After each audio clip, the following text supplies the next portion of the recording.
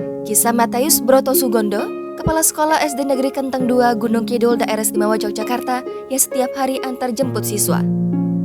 Kisah Kepala Sekolah antar jemput siswa sekolah viral di sosial media.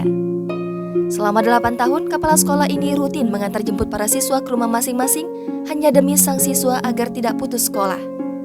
Hal ini lantaran perjalanan menuju sekolah sangat jauh dengan medan yang menantang.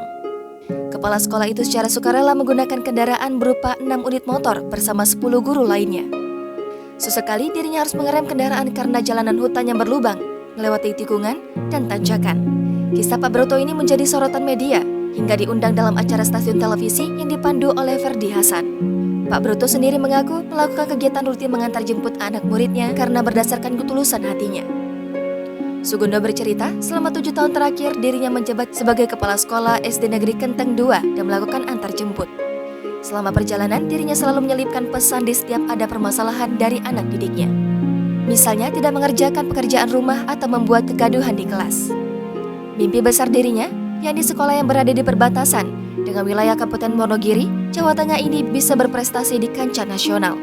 Meski dengan berbagai keterbatasan yang ada, atas jasa dan dedikasinya terhadap kepedulian anak bangsa, pihak DAAI TV membantu mewujudkan impian Pak Broto.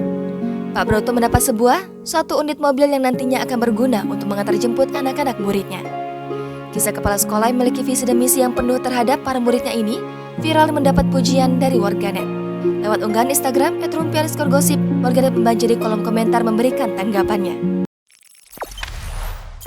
Jangan lupa subscribe, share, komen, dan like ya.